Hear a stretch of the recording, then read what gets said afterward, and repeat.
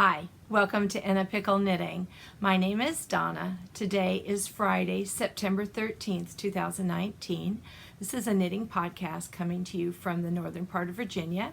And today I have some finished objects, some works in progress, some plans for the future, as well as a children's literature book that has a fiber-related content, and some blathering on at the end most likely. So let's go ahead and get started with the finished objects. First, I have my Desert Vista dye work socks for the month of August, and these were done in the colorway called the Westing Game, and that is based on this particular rendition of Westing Game. This is an older book and it has lots of different colors, but this is the most recent one. So you can see all those bright colors in the cover, and the socks are right here.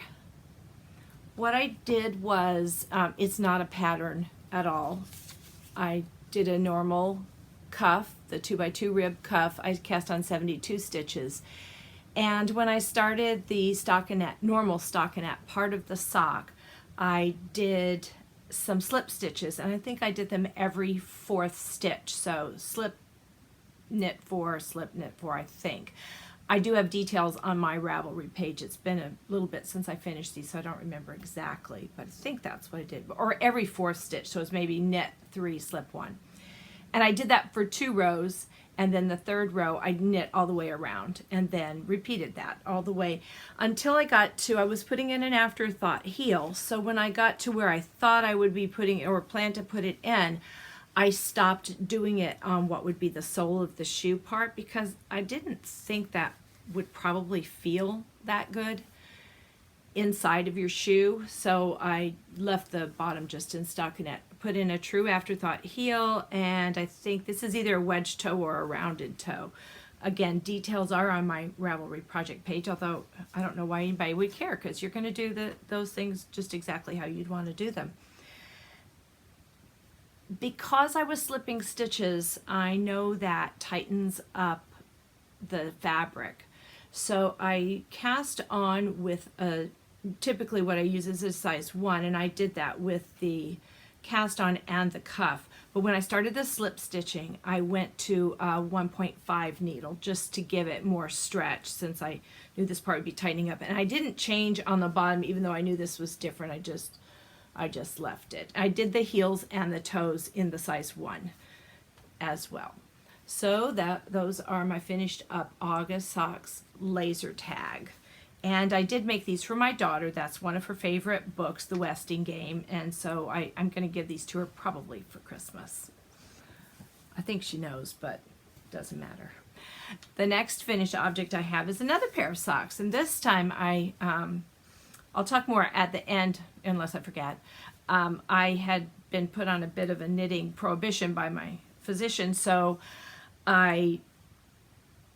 during that time I cheated, but I just cheated by doing about 5 minutes at 3 or 4 different times during the day.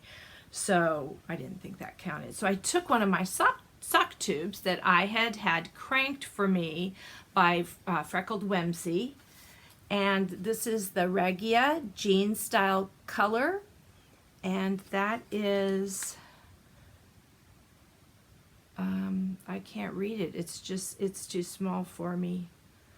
There are 2 numbers on the back though, so I'll put them up here in case you can read that. I can't. 04041 or 48385.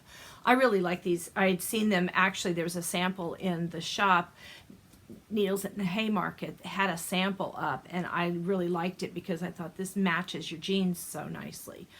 So what I did was, it was a long tube, and I added a short cuff in 2x2 rib. I put an true afterthought heel and a rounded toe on the ends of these. So this, I think this pair is going to be a gift, although I really do like them. I had to do something different, and I don't know, I don't remember when doing, I've knit long tubes before out of sock blanks. I don't remember having to knit up, but I did, I think on both of these, I ended up knitting, of course, yeah, I must have had to do that before. Or I think I started by knitting a cuff on my own and then did a long tube and did a cuff at the end. That's why I didn't have to do it. So I had to knit up, and then you've got to bind off rather than casting on. When I do socks, almost 99% of the socks I've ever done are cuff down. So I have a loose cast on. I use the old Norwegian, which is sometimes called a twisted German cast on, and it's very, very stretchy. But the reason I don't do toe-up socks is because I'm not happy with casting off and getting it loose enough. So I tried the Jenny's surprisingly stretchy bind off or cast off. I don't know which it was called. There were lots of tutorials on YouTube for how to do that. I watched 3 or 4 of them. I can't say I got into a great rhythm with it. It was a little odd because you're doing it in pattern. There was something a little odd, not really odd, but just I couldn't quite get in a rhythm, but it was very easy and it is very stretchy. So I thought, well, maybe I'll try some more toe-up socks. The other thing I don't like when I do toe-up socks is I think my decreases for the toe look better than when I increase. So with, of course, toe-up, you're going to start with few stitches and increase up to your stitches. So I don't think mine look very good. So that's why, another reason I haven't done that. So that's another finished object. I also finished a hat. This is a charity hat. I'm going to be taking it with me to Knitting at the Estate next week, and this is being hosted by Leading Men Fiber Arts. I knit this hat out of, excuse all the shadows, the lighting's really bad today. It is overcast outside. I don't know if that's why I just couldn't get the lighting right, but I had to flip another light on this side, and it's making shadows, so I'm sorry. Manos Maxima, and the color is M7158. And here's what's left. This is a singles yarn. Can you, are you able to tell that? So it's a worsted weight, but it's very puffy. So I guess it has lots of air in it. And I knit this on, I think this is a size 7. The print is really hard to read on that. Just a plain hat. I think for this, because the yarn was so much, it felt heavier than a worsted weight, I use that size 7, normally worsted. I might use a 5 or a 6. And I also cast on fewer stitches, so I did 100 stitches and did a 2x2 rib and just knit it till I think it was 6.5 inches and did crown decreases. So here's another hat to add to these hats. So I have 1, 2, 3, 4, 5, 6, and I'm going to do another one today. Or start another one today and have it finished by Thursday. I just haven't decided what yarn to use yet, so I'll look through what I've got and proceed from there. I do have another skein of that same yarn and could do the same hat again, but I don't know if I feel like knitting with the same yarn again, even though that was very pleasurable to knit with. I really enjoyed the yarn. It's just, I like a little variety, I guess. So I think that's everything I have finished, except I did finish some dishcloths. And I've got something stuck there. And I think last time I either was working on this one or was finished with this one. So I've added a green one. This is the Sugar and Cream yarn. And I'm working on a third to go with the set. I always like to do 3. So the green and the purple come from the variegated one. Not very far along on this, but hopefully I'll get that finished quickly. I don't know if I think maybe I'm behind on those now. I don't know. I have to look and see. I do have another finished object, but this is not knitting. This is actually weaving. I purchased, or what my husband got for my birthday for me, an Ashford loom with a stand. And I've never woven before. I did watch the from Craftsy/Blueprint, that service at, what the heck? Please excuse any bobbles there. I'm alone in the house, and all of a sudden there was this noise of something falling downstairs. I don't know what it was. I'm a little nervous, but it was probably the washing machine going into the spin cycle. I don't know. So maybe this will never go up. So anyway, I was saying I purchased this loom, and this is the very first thing that I wove on it. Total beginner. I've only watched the Craftsy video, although now I've watched a couple on YouTube to help solve some problems. So I'm not going to put it too close for you to look because it definitely had problems. I only chose to do this, I just wanted to play with the loom itself and kind of learn, so make something I just didn't even care what it was. And also to use up some of this yarn. This is Summer Breeze. It is 50% linen, 45% cotton, and 5% polyamide, which I think is just nylon. I've tried twice to knit with this. I bought it to make a vest and I wasn't liking the fabric or knitting with it. So then I tried to make a little summery top and just really found I don't like knitting with this. It's the lack of any stretch with cotton and linen. It just has no stretch and I wasn't loving it. So I thought, well, this is stronger because it's not going to have all that stretch. And they say for the warp, you don't want to have stretch. So I thought, well, I'll just use this and I'll use some of it up. So this is what I made. I made this. It's not really long enough to be a scarf. And I thought after washing it would be a little bit more drapey, but it really isn't. As you can see, I'm not any good at this, but in my defense, this yarn wasn't great for the edges. See how that is?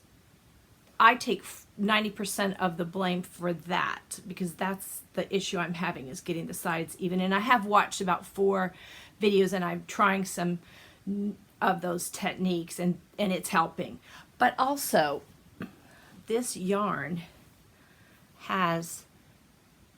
It's just not anything wrong with the brand of yarn. It's just what it is. It has these blobs that come along. And when those come up and you're turning to go back the other way, I don't know how to overcome that. So anyway, it was lots of fun. It went by fast.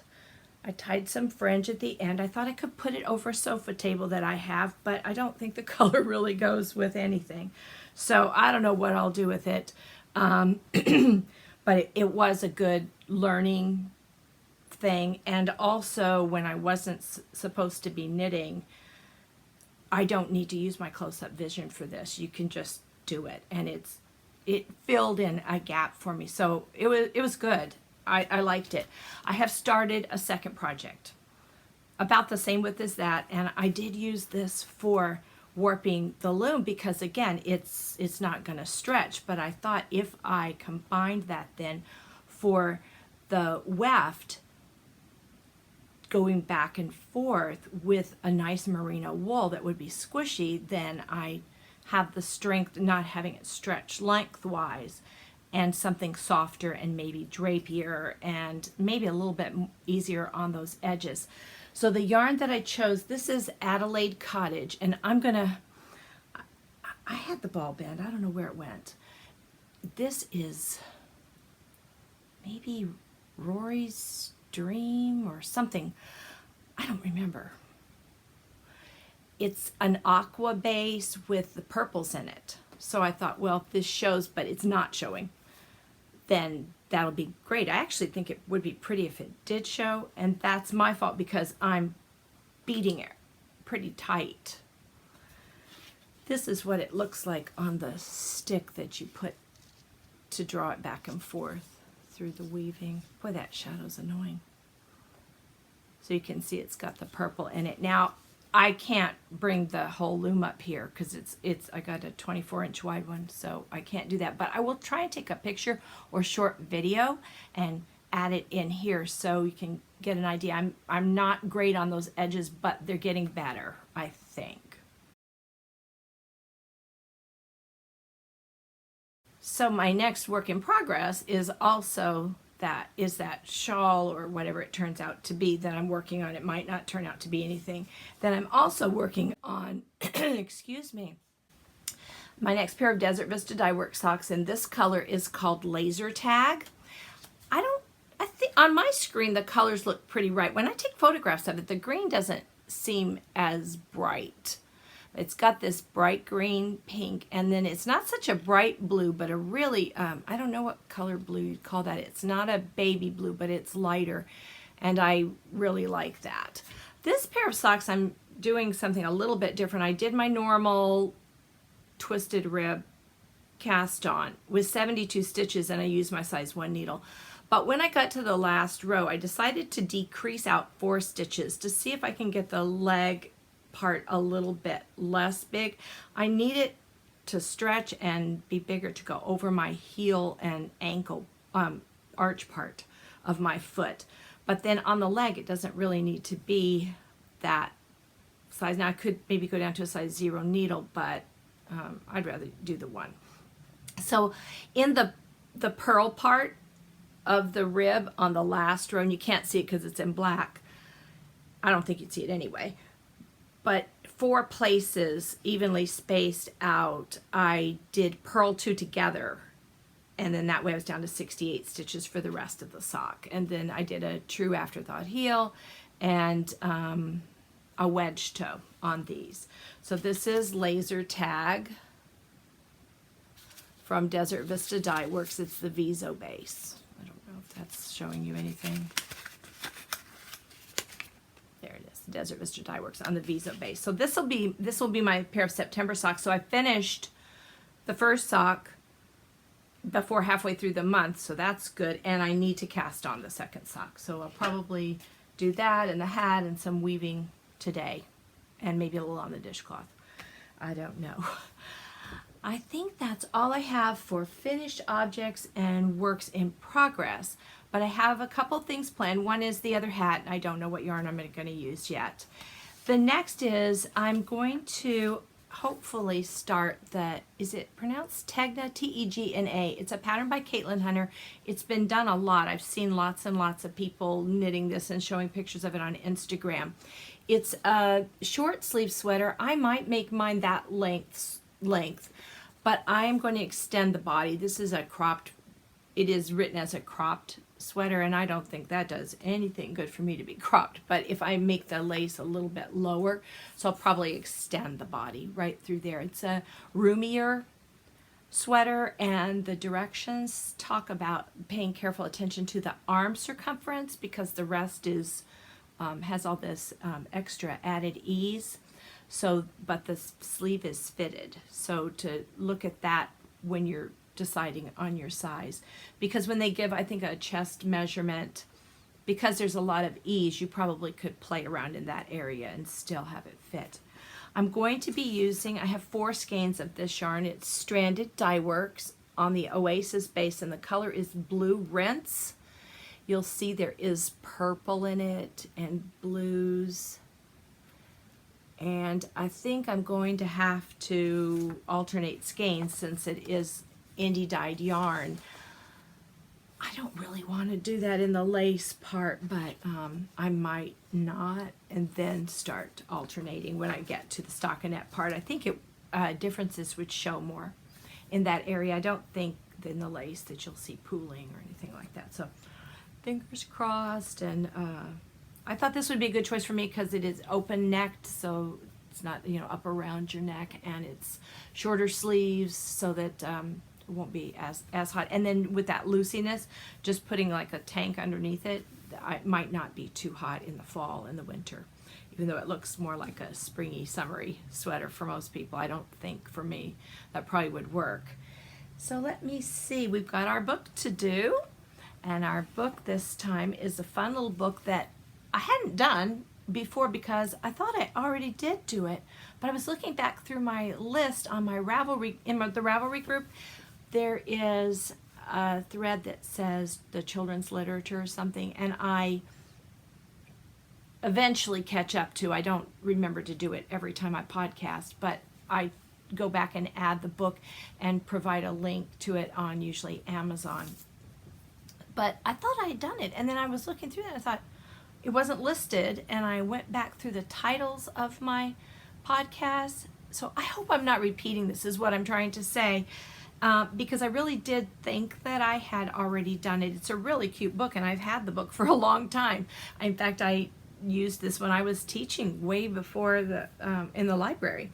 Edmund Unravels is the title, and the words and pictures are by Andrew Kolb. And this is the story of a little ball of yarn. And the story starts off really cute illustrations. You can see him unraveling, and Edmund does unravel in this story. It starts off saying, "It's funny when talking about a ball of yarn. The end is actually the beginning. This end, for example." So I think that's rather clever, though I know that the kids don't actually get it when you first, younger children don't actually get that. But here is Edmund, and he's an adventurous little ball of yarn. He is full of energy. He always likes to go out for adventures. But what happens is he goes off on these adventures, and his parents tuck him back home. So they yank on his end that he left at home and tug him back. Well, one day he actually ventures farther, and well, I really can't read the whole story to you and show you, but he sometimes has days where he gets a little tangled up, but he adventures farther, and he goes off for quite a long time, and he reaches a point where he says the sights and sounds just weren't as much fun. But then he feels a little tug for once, and he rolls through the front door of his home and found just what he was missing: familiar places and friendly faces. And to me, this just draws that whole feeling of home and being where your heart is. And it says his family and friends had all pulled together to bring Edmund home and roll him back up. That's not the very end. They leave you with some more clever little pictures. And the back says, "This little ball of yarn can't resist the tug of adventure and the twists and turns of discovery or the comfort of family and friends." So I think this is a really sweet little book. Doesn't talk about knitting, but it's got a ball of yarn in it. Therefore, it meets my criteria for fiber-related children's literature book. So I hope you enjoy that book. It probably would appeal most to pre-K, kindergarten, first grade children, right around that area would probably enjoy it most. So that's our fiber-related children's literature book. And now for the Blather. Well, I mentioned that I was, and please, the knitting is done. If that's what you came for, you probably want to tune out now and not listen to more oddly arranged things. I was having a long period of headaches, daily headaches, and my doctor did tell me I had to stop knitting for a week. And I actually did do the week, and then I just tried to break myself back in slowly. I was also told not to use the iPad more than 20 minutes a day, so I split that up into 5-minute segments, and it actually didn't do a thing. It's not at all. It's related to my TMJ. So I'm working around it. I've had 3 days with no headaches, and when I would get them, they were always in the evening, and I just had to go to bed. There was really nothing I could do, and sometimes even kept me up for sleeping. So I'm feeling really good right now, and I've gotten back to knitting more in the schedule that I used to do. Maybe not quite as much, but that's not because I'm trying not to. It's just I've been doing other things and had things get in the way. So during that time, I was trying to reduce eye strain, but I just found I was still doing some things. And I started painting rocks, which seemed really weird, but my grandson loves rocks. He's a little of a collector kind of a person. That's how he plays with things. He just collects them and puts them in things. So it's been rocks for quite a while.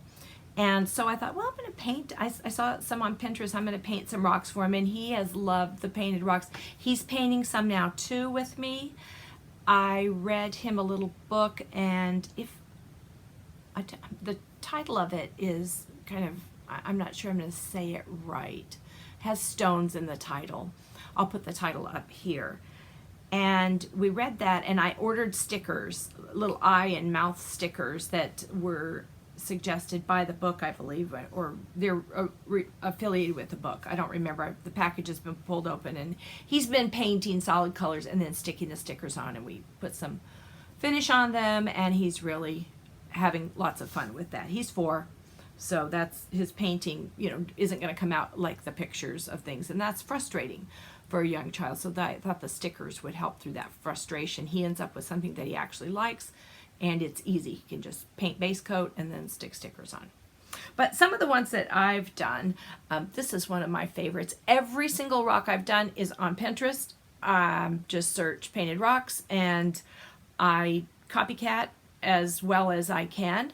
I don't have any particular painting ability. That was one. And there is that very popular thing of painting kindness rocks with messages on them. And I've thought about that. I have read some things. There's some people who don't think it's a good idea. I don't know how I feel about that. So instead of doing the ones where you sit out places, definitely I would never put them, put them in a nature spot, a park, or anything like that. But I am toying with making them more of a little secret pal thing for a couple of people I know, just dropping them off through the year and not telling them who I am. And maybe that would be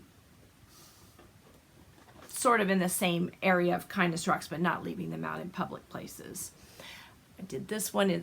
This is one I plan to give away. It says Make Waves. There's nothing on the back. And I also plan for the people that I'm going to be dropping them off to do certain holiday related ones. I'm doing 2 of these. And the back says Be Thankful. I have watched a lot of Rachel's Rocks. She's on Pinterest and YouTube. Watched her paint. She shows you how to paint things. This is not one of the ones I saw from her, but this is a little seahorse. Can't think of a title for that. I loved doing this one. It's got holographic, again, that we've gotten those shadows from the lamp, holographic paint on the wings. This will be for Easter for the ones I'm sending off, like Secret Palish. Somebody Loves You on the back. Cooper already has one like this. I made, whoops, upside down, and I made another one to give away. It's a rainbow type fish. There's an actual step-by-step tutorial on Pinterest for this one. This was a Rachel's Rocks tutorial she did, and mine is nothing like hers, but it was fun and actually not that hard. See, I like this one. Said Some See a Weed with the dandelion, Some See a Wish, which I thought that was really cute. So I've got a couple more that were just little messages like never give up. And so that's one thing I've been doing, is painting rocks, and I found it quite relaxing. I'm also painting some to go in our fairy garden, and actually fairy gardens. It is plural now. The last podcast, I believe I showed you the first one that I had done. Then we did one for Cooper in a wheelbarrow. And then I did one in a long flower box that I have in the gazebo. And then I did one, Cooper said my husband needed one, so we made one for him. And I will show you some little quick pictures or video at the end if you want to stay at the very end for those. Cooper's is quite embellished. He likes anything sparkly and shiny in there, and he wants everything that everybody else has. He will trade out. Well, I'm going to give you this one, and I'm taking this, or I'm going to trade this way, but it just really means taking yours and not trading anything back.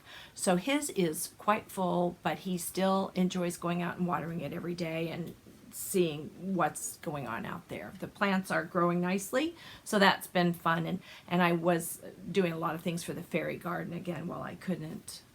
So I kind of got off of everything. It's like I got focused on doing these things with polymer clay and rocks and painting and making little things. Again, everything I do is copycat from Pinterest. Don't have original thought up here at all. And then the last comment that I have here, or blathering on, is about our monarchs. We did rear or raise 10 monarchs from caterpillar to releasing the butterflies. Some of my caterpillars I did give to a former co-worker for her classroom, and she had a few. I don't remember if I gave, but I think I gave her 4 of ours, but we still had 10 here. I wanted to keep I wanted to share with her, but I also wanted to have enough at the house here that hopefully Cooper would be able to observe the pupation and butterflies emerging. And he managed to see 2 pupations and 2 emerging butterflies. So that was my goal. And he really, really enjoyed the whole process. He's 2 years, for the past 2 years, he's when he was 2 and when he was 3, we did this. When he was 1, he was just too small, and I think that year I actually didn't get but 1 caterpillar. So he has seen these before, and we talk about them. We read about them every day. I have a stack about like that of Monarch Butterfly books, and so we read every day about them, and he loves them. On Instagram, I posted a couple little clips of he found 1 caterpillar. We were out looking, and this was a real find because I had looked at that plant and didn't notice anything. And then I'm looking at another plant. He's like, I found 1. And I'm thinking, yeah, you probably found something else. And sure enough, on the very plant I've been looking at, there it was, because it was still probably about a day or 2 old. So we brought that in. He named it Milky. And of course, then I don't know which one it is, but I just kept telling him whatever he thought was Milky, that probably was, or maybe not. Who knows? We'll have to see. So he was able to release most of them. I did have to release 1 on Saturday and Sunday. I had them come out. And you really don't hold on to them very long. So the others I saved for him to release. So he got to release 8 of them. Several of them flew right off, and that typically happens. But if you catch them just at the right time, they're going to stay right with you, and you release them on a plant. So we did that. So now that we don't have any more of these little creatures in the house at all in any stage, of course, once they're in the chrysalis, they're no work at all. So that's always nice. That's about 12 days. And then you've got butterflies, but you have to let them go. So it's about a month-long process, and I always enjoy it, and Cooper does as well. He loves the butterflies and caterpillars and has gotten very excited about that. So that's about all I have for you. Sorry it's been so long since I was with you. Actually, time flew by. I didn't realize it until I looked at the date. That I thought it'd been more like, a month, 5 weeks. It's been 6 weeks. So I'm sorry I wasn't back sooner, but not being able to knit for a while gotten my way and in my plans too. So I hope to see you again soon. I hope all of your crafting is going well, and that maybe I've encouraged you to do something too. My dirt caterpillar. There he is. Remember, I like caterpillars. I do remember.